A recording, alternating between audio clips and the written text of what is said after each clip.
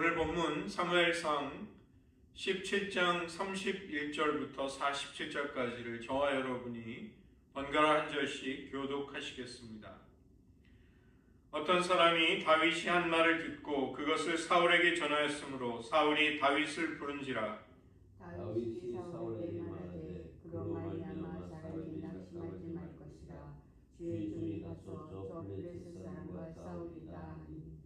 사울이 다윗에게 이르되 내가 가서 저 블레셋 사람과 싸울 수 없으리니 너는 소년이요 그는 어려서부터 용사임이니라. 다윗이 사울에게 말하되 주의 종이 아버지의 양을 지킬 때에 사자나 곰이 와서 양떼의 새끼를 물어가며 내가 따라가서 그것을 치고 그 입에서 새끼를 건져내었고 그것이 일어나 나를 해하고자 하면 내가 그 수염을 잡고 그것을 쳐 죽였나이다. 주의 종이 사자와 곰도 쳐 죽였은즉 살아계신 하나님의 은혜를 모욕한 이 할례같지 않은 블레셋 사람이니까 그가 그 짐승의 하나같이 되리라. 또 다윗이 이르되 여호와께서 나를 사자의 발톱과 곰의 발톱에서 건져내셨은즉 나를 이 블레셋 사람의 손에서도 건져내시리이다. 사울이 다윗에게 이르되 가라 여호와께서 너와 함께 계시기를 원하노라. 이에 사울이 자기의 군복을 다윗에 입히고 노토불을 그의 머리에 씌우고 또 그의 배에 갑옷을 입히매 다윗이 칼을 군복 위에 차고는 익숙하지 못하므로 시험적으로 걸어보다가 사울에게 말하되 익숙하지 못하니 이것을 입고 가지 못하겠나이다 하고 곧 벗고 손에 막대기를 가지고 시내에서 매끄러운 돌 5을 골라서 자기 목자에 쥐고 곧 주머니에 넣고 손에 물매를 가지고 블레셋 사람에게로 나아가니라. 블레셋 사람이 방패든 사람을 앞세우고 다윗에게로 점점 가까이 나아가니라. 그 블레셋 사람이 둘러보다가 다윗을 보고 진역이 이는 그가 젊고 붉고 용모가 아름다우니라. 블레셋 사람이 다윗에게 이르되 네가 나를 개로 여기고 막대기를 가지고 내게 나아왔느냐 하고 그의 신들의 이름으로 다윗을 저주하고 그 블레셋 사람이 또 다윗에게 이르되 내게로 오라 내가 네 살을 공중의 새들과 들짐승에게 주리라 하는지라. 다윗이 블레셋 사람에게 이르되 너는 칼과 창과 단창으로 내게 나아오거니와 나는 만군의 여호와의 이름 곧 네가 모욕하는 이스라엘 군대의 하나님의 이름으로 내게 나아가노라. 오늘 여호와께서 너를 내 손에 넘기시니 내가 너를 쳐서 내 목을 베고 블레셋 군대의 시체를 오늘 공중의 새와 땅의 들짐승에게 주어 온 땅으로 이스라엘의 하나님이 계신 줄을 알게 하겠고. 함께 읽겠습니다. 또 여호와의 구원하심이 칼과 창에 있지 아니함을 이 무리에게 알게 하리라. 전쟁은 여호와께 속한 것인즉 그가 너희를 우리 손에 넘기시리라. 아멘. 기도하시겠습니다. 하나님, 저희들을 대적하는 많은 원수들과의 영적인 투쟁, 갈등, 싸움이 계속되는 우리들의 인생 속에서 저희들 때로 두려워하거나 낙심하거나 뒤로 물러서기 쉽지만 오늘 다시 말씀 속에 어떻게 하나님의 백성들에게 승리가 찾아왔는가를 보고 또 그 믿음을 우리들의 것으로 취함으로써 하나님의 이름이 우리에게 주시는 그 영광스러운 승리를 통해 주님의 이름을 높이게 하여 주시옵소서. 예수님의 이름으로 기도드립니다. 아멘. 오늘은 사무엘상 17장 전체를 살펴보도록 하겠습니다. 요나단이 블레셋과의 전쟁에서 활약하면서 승리를 거두지만 다시 블레셋이 이스라엘을 쳐들어오는 것이죠. 이 사울과 결국 요나단이 길보아 전투에서 블레셋과의 전쟁에서 목숨을 잃게 됩니다. 이 초창기 이스라엘의 생존을 가장 위협했던 세력이 바로 해양민족 블레셋이었습니다. 오늘날 가자 지구에 모여있는 그 블레셋 사람들의 후예 팔레스틴 사람들을 이스라엘의 강력한 군대가 압박하고 마음껏 그냥 공격하는 것을 보면 격세지감을 느끼지만 이 이스라엘의 역사의 초기에는 그 정도로 블레셋이 아주 위협적인 적이었다는 것입니다. 그들은 쳐들어와서 에베스 담밈이라는 곳에 진을 치게 되는데 이곳은 블레셋의 성읍이었던 가드, 이 골리앗의 고향, 거기에서 가까운 곳이었고 유다를 점령하기 위해서 이들이 들어온 것입니다. 사울과 이스라엘 사람들은 이들을 막기 위해 엘라 골짜기에 진을 치고 3절을 보시면 블레셋과 이스라엘 양쪽의 군대는 이 골짜기를 사이에 두고 이쪽 산과 저쪽 산에 자리를 잡았다. 산이라고 번역이 됐지만 언덕이라고 해석을 하고 이해하시는 것이 더 맞을 것입니다. 저희들이 이미 살펴본 13장과 14장에서 블레셋 군대는 철병거 3만 대, 마병 6천 명, 모래와 같이 많은 병사들이 쳐들어왔던 것이죠.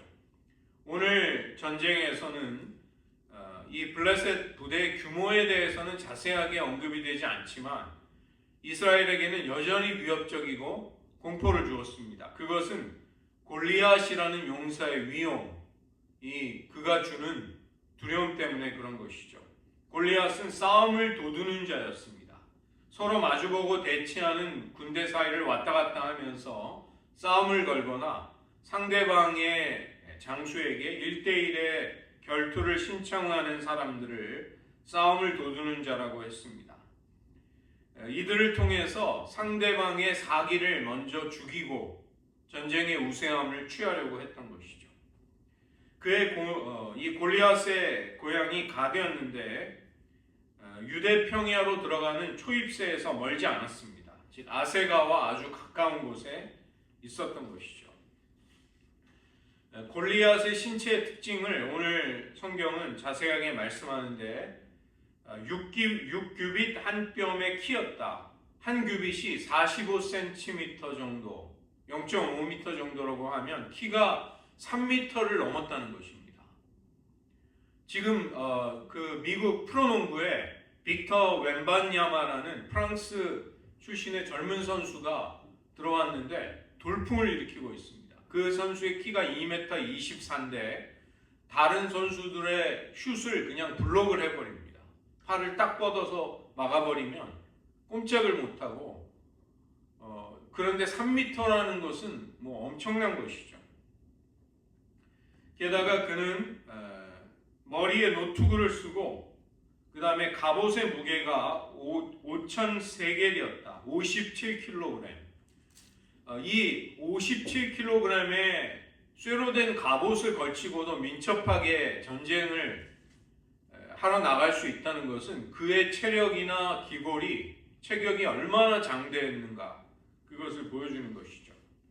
다리에는 노수로 된 각판을 찾고 창의 두께는 배틀과 같았다.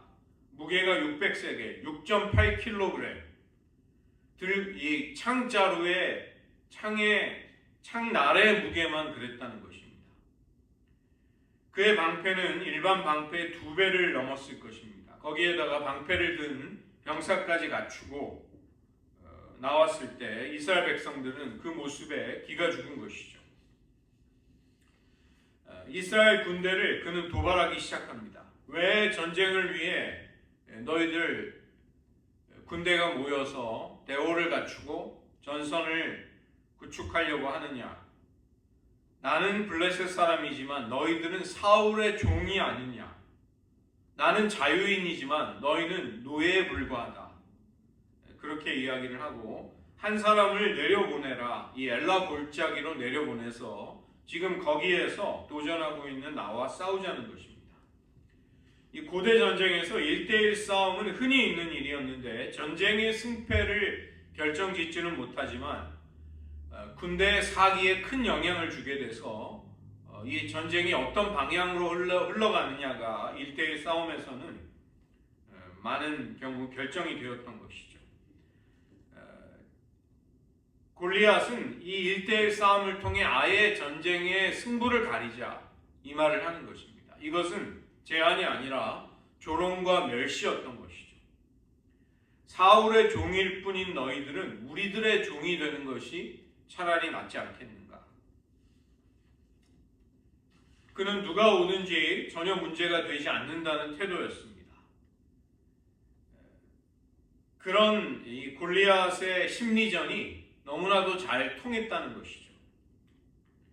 블레셋 사람의 말을 듣고 당황하고 좌절하고 이스라엘 군대는 매우 두려워했던 것입니다. 그런데 이들이 왜 이토록 큰 두려움을 가졌는가? 하나님께 대한 신앙이 그들은 없었거나 약했기 때문인 것이죠. 눈앞에 있는 거대한 적의 모습이 그들을 압도하고 실상은 늘 자신들과 함께 해주시고 자신들을 보호하시고 기적적인 권능으로 구원해 주셨던 그 하나님을 보지 못하고 있는 것입니다. 우리의 삶에서도 수많은 양상과 모습을 띤 골리앗들을 만나게 됩니다. 내가 해결할 수 있는 문제보다 해결할 수 없는 거대한 문제들, 힘과 권력들, 우리를 좌절케 하는 인생의 여러 가지 쓰라린 일들, 하나님의 말씀대로 살아보려고 하면 잘 되지 않는 것을, 그것을 막아서는 것을 느끼는 것이죠. 공의와 정직과 평화와 사랑을 부르짖으면 우리를 둘러싼 골리앗에 의해 죽임을 당할 것 같은 두려움이 있는 것입니다. 그래서 우리는 싸워보지도 않고 그런 골리앗들의 종이 되기를 선택할 수도 있는 것이죠. 그러나 이미 요나단이 블레셋과의 전쟁에서 보여준 것처럼 전쟁은 여호와의 손에 있는 것이지 사람의 수의 많고 적음에 있지 않다는 것을 그들은 잊었던 것입니다. 만군의 여호와 하나님 앞에 골리앗은 아무것도 아닌 것이죠. 우리가 비교해야 하는 것은 상대방의 힘과 우리의 힘, 이것을 비교할 필요가 없는 것입니다. 상대방이 가지는 전력과 하나님의 권능, 우리는 그것을 견줄 수 있는 믿음이 필요한 것입니다. 내가 이길 수 있는 객관적인 전력이 있다고 해서 승리가 보장이 되는 것은 아니라는 것입니다. 하나님께 얼마나 신뢰를 두고 절대적으로 그분을 의지하는가. 우리는 군사력이 아니라 권능을 가지신 하나님께 대한 믿음, 우리에게는 그것이 요구되는 것이죠. 골리앗을 바라볼 것인가, 하나님을 바라볼 것인가, 우리가 누구를 믿음의 초점에 두고 있느냐가 인생의 성패를 좌우하게 됩니다.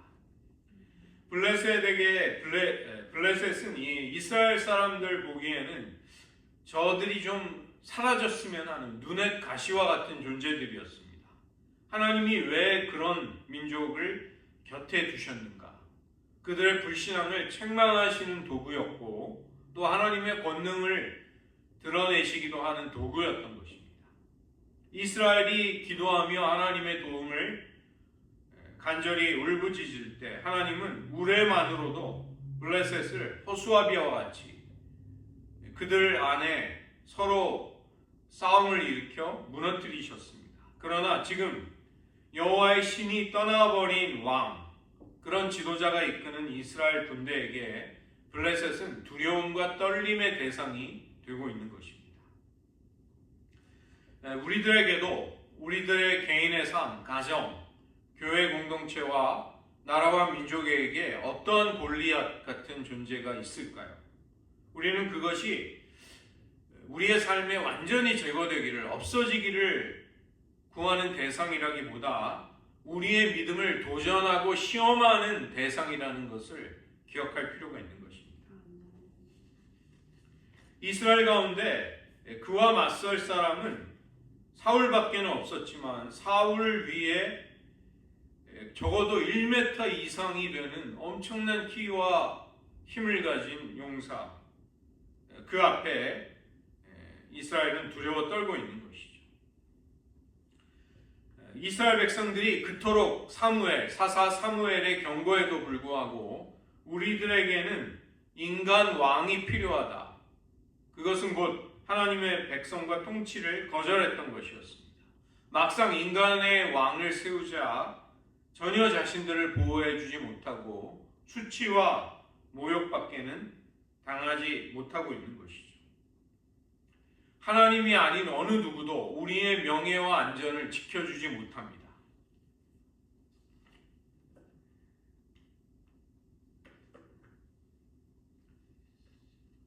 전쟁이 이루어지기 전에 다윗은 양을 치고 있었습니다.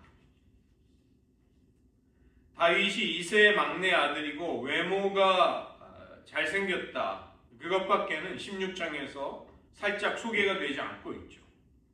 그는 유다 베들레헴 에브라 사람 이새의 아들이었다. 이렇게 나옵니다. 창세기 48장 7절은 에브랏을 베들레헴과 동일한 지역으로 보고 있습니다. 이새는 나이가 많고 그 성읍에서 장로였으며 8명의 아들이 있었고 그 가운데 장성한 아들 셋이 전쟁터에 참전하고 있는 것입니다.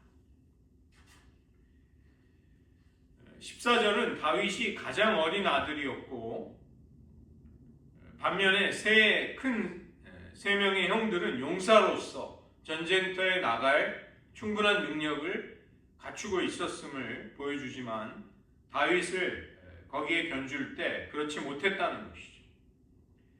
다윗은 사울에게 오가고는 있었지만 베들레헴에서 아버지의 양을 치고 있었다는 것입니다.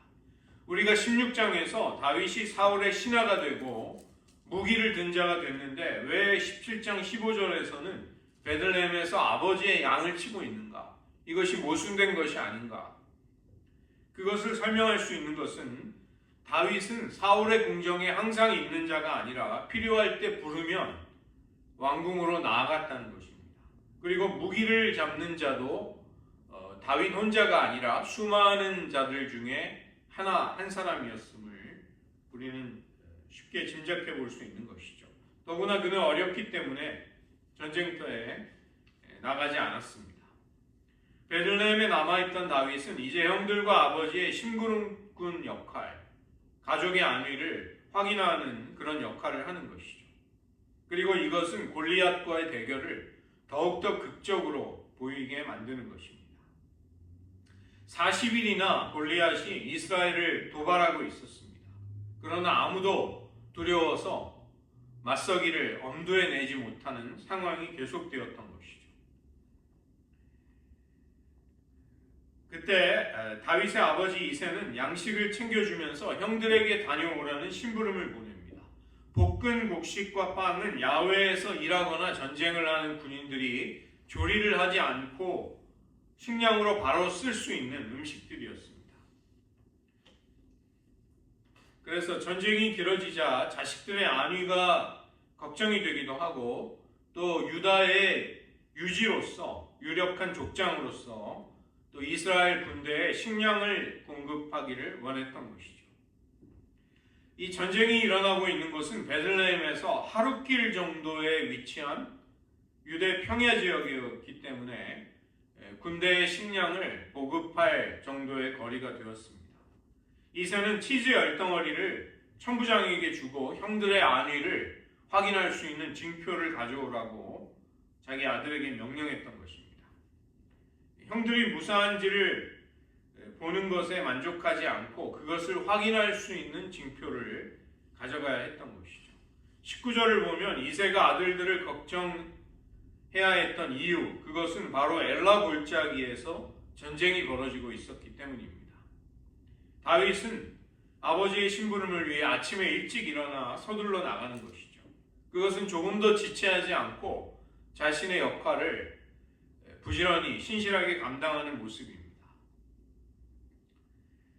자신의 임무인 양을 치는 일도 소홀히 하지 않기 위해서 다른 양치기들에게 양을 맡기는 것입니다. 그래서 다윗은 아버지에게 순종적인 그런 모습으로 나오는 것이죠. 이것은 28절에서 형들이 다윗을 비난할 때 그것이 부당하다고 판단할 수 있는 근거가 되는 것입니다. 베들레헴에서 엘라 골짜기까지는 24km 정도, 하루 정도를 걸어야 하는 길이었습니다. 다윗이 도착을 했을 때 군대가 움직이고 싸움을 독려하는 소리, 양쪽의 군대가 전선을 두고 마주하고 있는 상황을 그는 볼 수 있었고, 가지고 온 짐을 부대 보급병, 짐을 지키는 자들에게 맡기고 형들이 배치된 군대로 가서 형들의 안위를 묻는 것이죠. 그때 그는 골리앗이 나와서 이전처럼 이스라엘을 조롱하면서 1대1 싸움을 도전하는 소리를 듣게 됩니다. 24절은 다윗이 보고 있는 전쟁터의 모습을 사실은 보여주기 위한 것입니다. 골리앗의 등장과 도발에도 이스라엘 백성들이 두려워 떠는 모습이 다윗의 눈에 생생하게 충격적으로 다가왔던 것이죠. 그것만이 아니라 사울이 골리앗을 죽이는 자에게 많은 재물과 자기의 딸을 주고 또 집안에 많은 세금의 의무를 면제해 준다는 특혜, 보상도 사람들이 주고받는 이야기로 다윗은 들을 수 있었습니다. 사울은 구원자로서의 의무를 다른 사람에게 넘기는 듯한 무능한 모습을 지금 보이고 있는 것이죠. 26절은 다윗의 반응이 나옵니다. 다윗은 두려워하는 것이 아니라 분노와 화를 터뜨리고 있습니다. 골리앗을 죽이는 것은 이스라엘에 대한 모욕을 제거하는 일이요, 또 그런 사람에게는 응당, 사울이 보상해준 그런 정당한 대우가 있어야 한다고 생각을 한 것이죠. 할례받지 않은 블레셋 사람이 누구이기에 살아계신 하나님의 군대를 모욕하는가? 감히 부정한 인간이 거룩하신 하나님을 모욕하고 있다. 그는 거기에서 거룩한 분노를 가졌던 것입니다. 다윗에게 있어서 하나님은 살아계신 하나님이십니다. 지금 자기와 동행하시고 자기에게 임재하시고 자기가 예배드리고 있는 하나님의 영과 함께 살아가고 있던 그에게 그런 하나님을 모욕한다는 것은 말할 수 없는 충격이었던 것이죠. 다윗은 당장이라도 나아가 골리앗과 싸움으로써 하나님을 모욕한 자들에게 마땅한 벌을 주어야 한다는 생각이 들었던 것입니다. 그러나 이스라엘의 군인들은 다윗의 말을 아무것도 모르는 소년의 치기 정도로, 객기 정도로밖에 생각하지 않았습니다. 인간의 눈에 골리앗에 대한 도전은 무모한 것으로, 불가능한 것으로 비쳤던 것이죠. 아무도 이런 다윗이 이스라엘의 구원자가 되리라고는 상상할 수 없었습니다. 로마 제국의 변방 베들레헴에 예수님이 태어나셔서 그분이 나사렛에서 목수가 되셨습니다. 그런 예수님이 로마 제국을 전복하는 하나님의 나라의 왕으로 오셨음을 아무도 알지 못했습니다. 사울이 이방인의 사도로 부름을 받았을 때 그는 좌절한 채로 고향에서 무명으로 시간을 보내고 또 광야에서 3년을 있었던 것이죠. 애굽의 총리가 될 요셉이 종으로, 죄수로 많은 시절을 보내야 했습니다. 마찬가지로 다윗도 하나님의 때가 되기까지 그는 일상을 살아야 했던 것이죠. 그러나 그는 그 일상 속에서 하나님의 대리인으로, 하나님의 대리자로 충실한 삶을 살았던 것입니다. 부친의 잃어버린 암나귀를 찾아서 심부름을 떠났다가 사울은 왕으로 부름을 받습니다. 다윗도 아버지의 심부름 때문에 전쟁이 벌어지는 전선으로 갔다가 이스라엘 역사의 무대에 등장하게 되는 것입니다. 무대 뒤에서의 성실한 연습이 없이 무대 위에서의 감동적인 연기가 있을 수 없는 것이죠.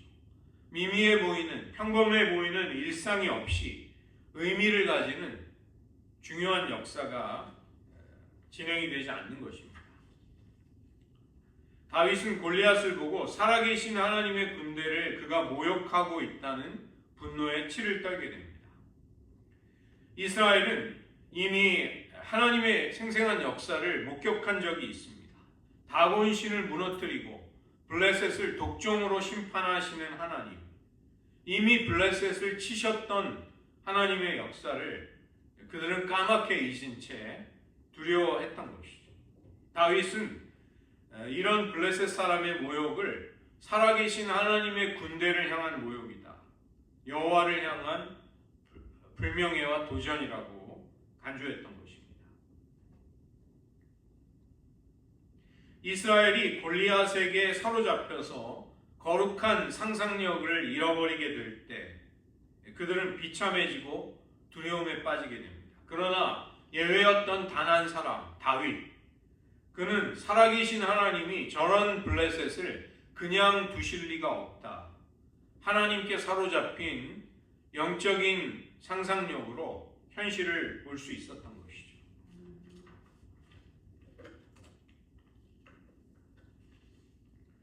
다윗의 큰형이었던 엘리압은 다윗이 하는 말을 듣고 심하게 화를 냅니다. 왜 이 전쟁터로 왔는가? 너의 양떼를 누구에게 맡겼는가? 너는 전쟁을 구경하기 위해서 온 것인가? 다윗의 말에 그가 왜 이처럼 민감하게 악의적으로 말을 하는가? 그것은 다윗의 말에 자존심이 상했기 때문입니다.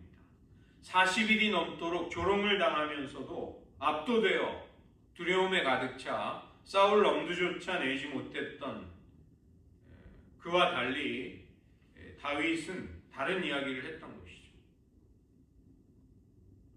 양을 치던 막내가 자기가 나서서 골리앗을 죽이겠다고 하자 지금껏 이렇게 오랜 기간 전쟁터에 있었던 자신들을 바보로 만든다는 생각에 그는 분노했던 것입니다. 우리는 이런 모습을 보면서 하나님이 왜 엘리압을 선택하지 않으셨는가를 짐작하게 되는 것이죠. 그는 용사의 풍모와 실력은 지니고 있었을지 몰라도 어린 동생에게 제멋대로라고 공격을 하면서 어른답지 못한 행동을 하고 있습니다. 엘리압도 모든 다른 사람들과 동일하게 두려움에 휩싸여서 아무 일도 할 수 없었던 것입니다. 하나님이 왜 엘리압을 거절하시고 다윗을 선택하셨는지가 이 장면에서 분명해지는 것이죠. 다윗이 하는 말이 사울의 귀에도 들어감으로써 왕은 그를 부르게 됩니다. 다윗은 놀랍게도 사울에게 낙심하지 말라고 위로한 후에 내가 가서 저 블레셋 사람과 싸우겠다고 하는 것이죠. 전쟁도 한번 해보지 못한 홍안의 얼굴이 붉은 홍안의 소년이 전쟁터에서 잔뼈가 굵은 왕 앞에서 걱정하지 말라고 위로하는 모습은 이 장면은 사실은 코미디 같은 장면인 것입니다. 누가 골리앗을 죽이겠다고 하는가? 사울 왕은 기대가 있었을 것입니다. 놀랍게도 자기 앞에는 한 소년이 나타난 것입니다. 너는 아직 나이 어린 소년이고 골리앗은 어려서부터 용사였기에 너는 싸울 수 없다.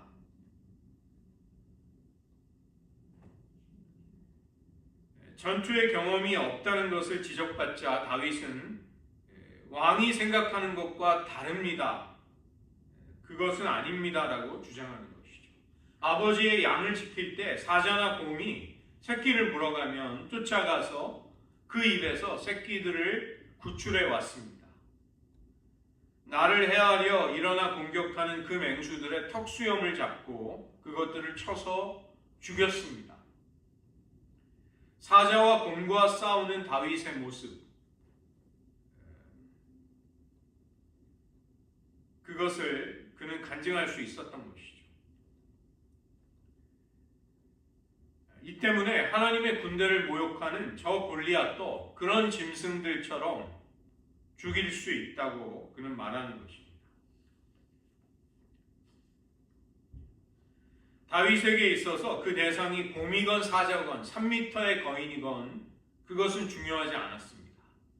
자신이 소중하게 여기는 것을 빼앗거나 건드리게 될 때 그것을 지키기 위해 그는 싸웠던 것이죠. 다윗이 가장 소중하게 여기는 것이 하나님과 하나님의 이름이었습니다. 그것을 모욕했기에 그는 싸우지 않고는 견딜 수 없었던 것입니다. 이것이 맹목적일 만큼 무모하게 보이는 그의 용기에 근거 중에 하나였던 것입니다. 여호와께서 지금까지 사자와 곰으로부터 나를 건져주셨기에 저 블레셋 사람의 손에서도 능히 건져주실 수 있나이다. 그것을 통해 그는 자신의 목숨이 중요한 것이 아니라 자신에게 맡겨진 양떼를 위해 살았던 자신의 삶을 여기서도 분명히 하는 것입니다. 양을 돌보면서 그것을 지키는 일에 최선을 다했던 그는 어느 틈엔가 전쟁의 원리를 이미 몸에 체득하고 있었던 것이죠. 우리가 사명을 위해 하나님이 우리에게 맡겨주신 것들을 지키기 위해 움직이며 싸우려고 할 때 우리를 위해 하나님이 싸워주십니다. 이런 확신을 가지는 다윗을 사울 왕도 말리지 못하고 축복해 주게 됩니다. 그리고 자신의 군복과 노투구와 갑옷을 입혀주면서 칼을 쥐어주는 것이죠. 이 칼은 철로 만들어진 이스라엘의 두 자루밖에 없는 검 중에 하나였습니다.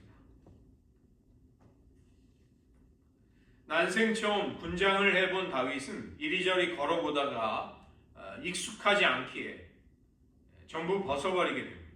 그리고 자신에게 익숙한 막대기, 시냇가에서 고른 돌 5개, 그리고 물매를 손에 든 채로 싸우기 위해 나가는 것이죠. 철저히 자신에게 최적화된 자신만의 방식으로, 자신만의 도구로 싸우기 위해 나간 것입니다. 일반적으로 전쟁을 하기 위해 필요했던 갑옷과 칼과 투구, 그러나 모든 사람에게 효율적이고 유용할지라도 나에게 맞는 것이 있는 것입니다. 내 상황, 나의 독특한 소명, 하나님이 나를 부르신 자리와 기회, 우리는 거기에 맞는 방식으로 하나님을 위해 일할 수 있는 것이죠. 이것은 하나님의 일이 우리가 소유한 권력과 능력, 무기를 가지고 한다기보다 하나님께 대한 믿음으로 해야 함을 알려주는 것입니다. 하나님 한 분만을 의지하면서 의기양양하게 너무나도 평안하게 전쟁터로 나가는 다윗의 모습, 많은 사람들이 보기에 걱정스러웠을 것입니다. 그러나 하나님은 그런 소년 다윗의 모습을 너무나도 기쁘게 사랑스럽게 보고 계셨습니다. 골리앗에게 압도당한 형들과 달리 하나님의 신에 감동이 된 다윗의 거룩한 상상력을 사람들은 이해하지 못하고 있었던 것입니다.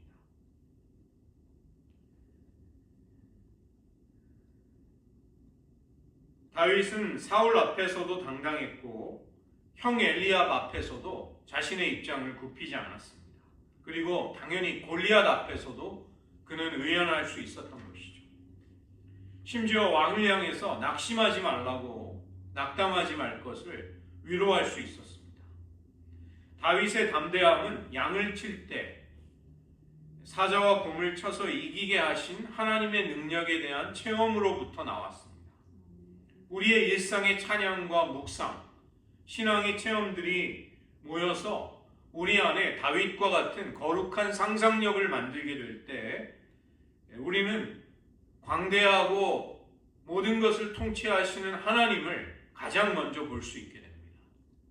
그러나 이 거룩한 상상력이 없는 사람에게는 상황이 그들을 압도하게 되는 것이죠.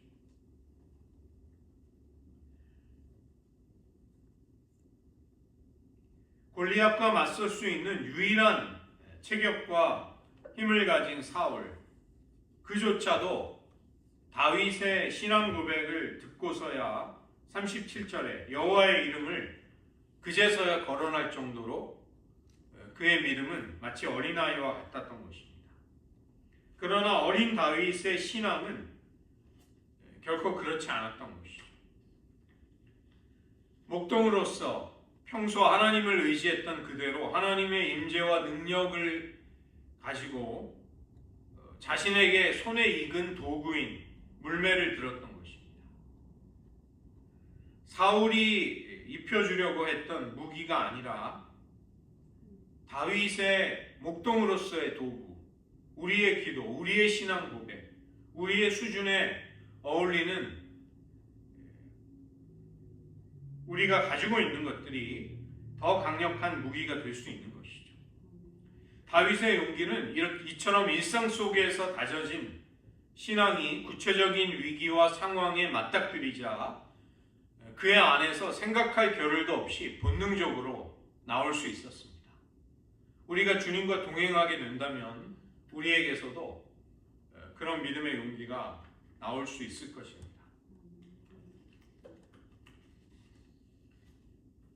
골리앗도 자기의 방패든 자를 앞세우고 이스라엘 군대에서 나오는 누군가를 상대하기 위해 나왔다가 그는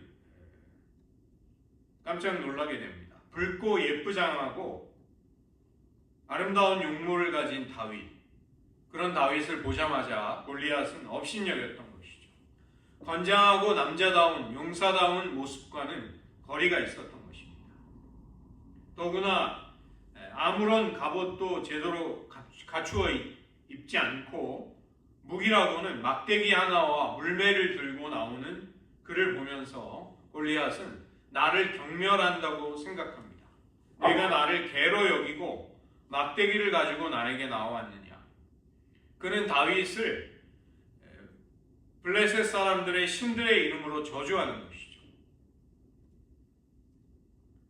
신의 이름으로 저주한다는 것은 전쟁을 신들의 싸움으로 여기는 것이지만 골리앗은 다윗처럼 그 신들을 의지하면서 이름을 부르는 것이 아니라 단지 저주하기 위한 그런 이름으로 다곤 같은 신들을 아마 불렀을 것입니다. 다윗의 시체를 땅에 묻지 않고 새와 짐승의 먹이가 되도록 들판에 버려두겠다. 이스라엘 사람들이 가장 두려워하는 죽음의 방식으로 응징하겠다고 한 것입니다. 그러나 골리앗의 협박과 위세 앞에서 다윗은 조금도 주눅이 들지 않습니다. 칼과 창과 단창으로 너는 나오지만 나는 만군의 여호와의 이름으로 너에게 나아간다고 선언한 것입니다. 그 하나님의 이름을 나의 무기로 삼아 나아가겠다. 그리고 하나님께서 너를 나의 손에, 이스라엘 군대의 손에 넘겨주실 것을 그는 확신하면서 블레셋 군대 모두가 새와 짐승들의 먹이가 되도록 하겠다고 이야기하는 것이죠. 다윗이 전쟁을 하려고 하는 이유가 두 가지 그것을 밝힙니다. 첫째는 온 땅에 이스라엘의 하나님이 계신 것을 알게 하겠다. 온 땅은 주변 모든 나라들을 의미합니다. 하나님의 군대와 그 배후에 계신 하나님을 조롱했기 때문에 승리를 통해 살아계신 하나님, 이스라엘의 하나님을 모든 나라들 가운데 보여주겠다는 것이 전쟁의 이유인 것이죠. 두 번째 이유는 이 무리에게 여호와의 구원이 칼과 창에 있지 않다는 것을 알게 하겠다. 이 무리는 가장 먼저는 이스라엘 사람들이죠. 자신의 동족에게 이스라엘의 하나님과 그 군대를 조롱한 골리앗에 대한 하나님의 권능을 나타내기를 원했던 것입니다. 이 고백은 사무엘상 14장 6절에서 요나단의 고백과 동일합니다. 여호와의 구원은 사람의 많고 적음에 있지 않다고 했던 바로 그 신앙인 것이죠. 골리앗은 천천히 걸어오지만 다윗은 골리앗을 향해 빨리 달려가며 물매로 돌을 날리게 됩니다. 그리고 그것은 정확하게 골리앗의 이마에 박힘으로써 하나님의 손이 다윗과 함께 하시는 결과를 낳게 되는 것이죠. 너무나 허무할 정도로 골리앗은 땅에 쓰러져 대결이 끝나게 됩니다. 그리고 다윗은 골리앗의 칼로 그의 최후를 더욱더 치욕적으로 만드는 것입니다. 칼조차 없는 애송이에게 최강의 용사가 죽임을 당하게 된 것입니다. 하나님이 함께 하시는 소년 다윗, 그 다윗을 어떠한 용사라도 대적하거나 이길 수 없었던 것이죠. 골리앗의 죽음으로 전세가 역전이 되자 이스라엘 군대는 블레셋을 쫓기 시작합니다. 그들의 고향인 가드와 에글론까지 쳐들어갔다. 큰 승리를 거두게 된 것입니다. 그렇게 되자 사울은 골리앗과 싸우러 갔던 다윗이 누구의 아들인가를 묻지만 아무도 알지 못합니다.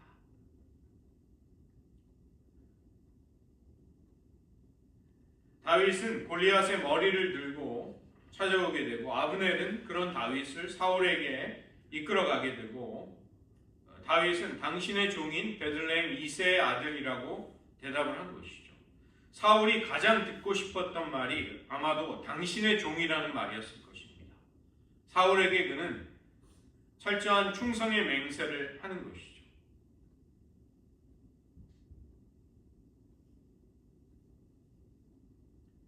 소년티를 벗지 못한 다윗, 그가 40일이나 두려워하던 골리앗을 물리치고 그의 머리를 들고 사울 왕에게 온 것입니다. 다윗은 그를 곰이나 사자에 불과하다고 취급했던 것이죠.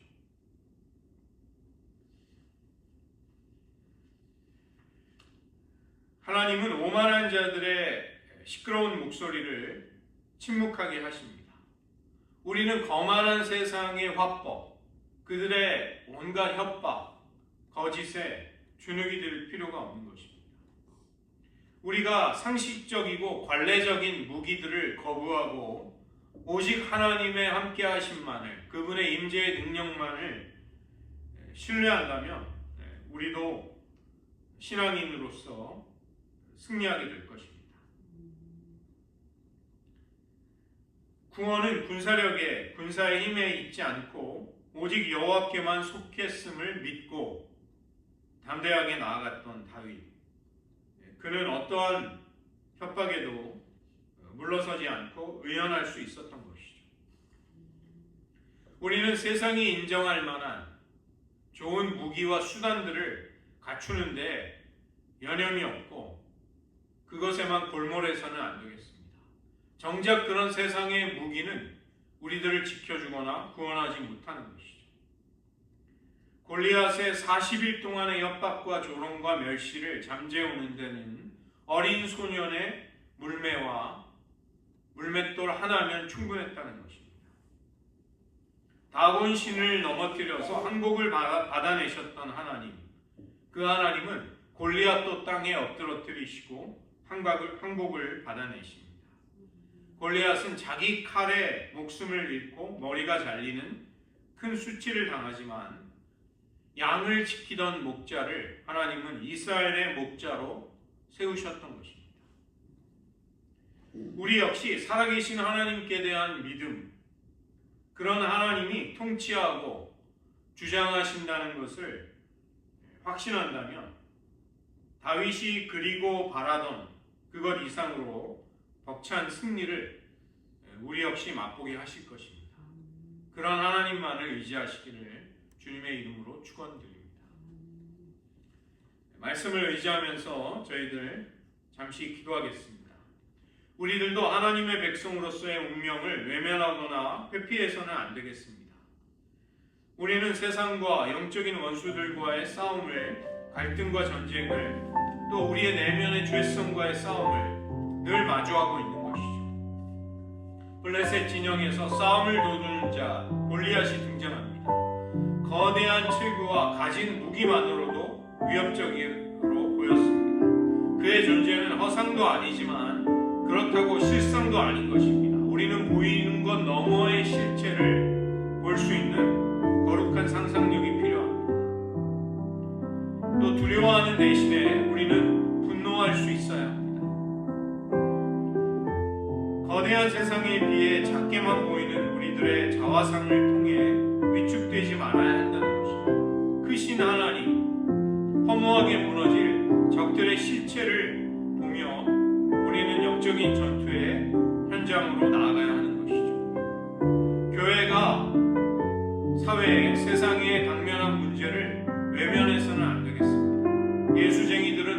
음식이 없다는 비난을 우리는 듣지 말아야 하는 것이죠. 그러려면 이새의 명령에 따라 형들에게 음식을 전달하기 위해 다윗이 전장으로 갔듯이 우리들도 믿음으로 분투해야 할 삶의 현장 속으로 들어갈 필요가 있습니다.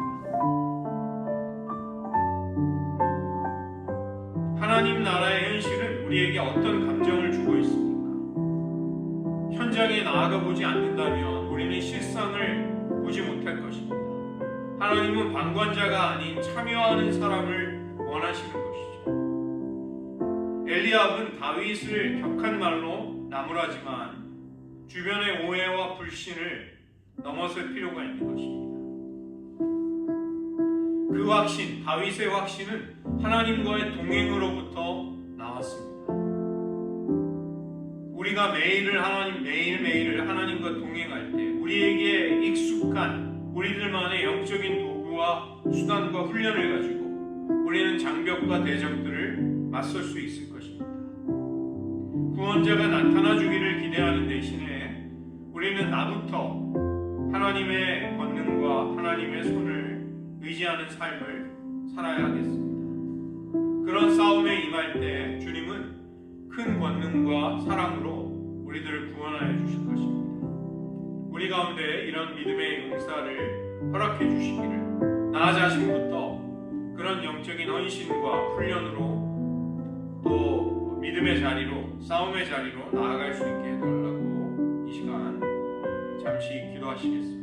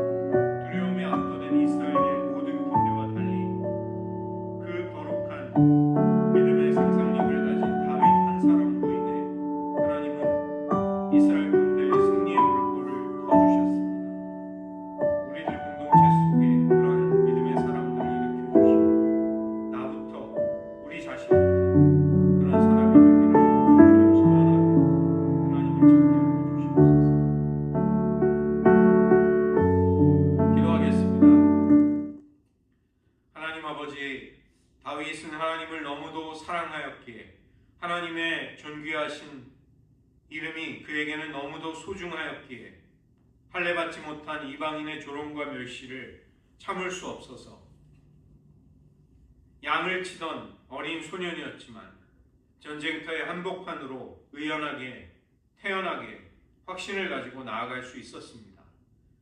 이스라엘의 수많은 군대들, 사울왕, 그들은 모두 살아계신 하나님을 생생한 실체로 보는 거룩한 영적인 상상력이 없었기에 눈앞에 보이는 골리앗의 위세만으로도 두려움에 떨고 거기에 집중할 수밖에 없었습니다. 하나님, 우리들 만약 두려움과 낙심에 또 물러섬과 주저함에 떨어지게 된다면 우리들의 믿음의 눈을 활짝 여셔서 살아계신 하나님이 세상을 통치하고 정의와 공의로 하나님의 선하신 뜻을 이루어 가신다는 것을 생생하게 볼 수 있는 그 믿음의 눈을 우리들에게 열어주시기를 원합니다. 하나님, 우리들에게 하나님의 이름과 명예가 가장 소중하기에 그것을 향한 거룩한 열정을 일으켜 주셔서 또 오늘 하루 주님과 동행하는 가운데 그런 하나님을 사랑하고 따르는 삶의 훈련이 우리들을 능히 하나님의 이름을 존귀케 하는 전쟁의 자리에서, 갈등과 투쟁의 자리에서 패배하는 자, 물러서는 자가 아니라 승리하는 자로 온 세상에 살아계신 여호와가 계심을 드러낼 수 있는 자로 살아가게 하여 주시옵소서. 모든 말씀 예수님의 이름으로 기도드립니다. 아멘.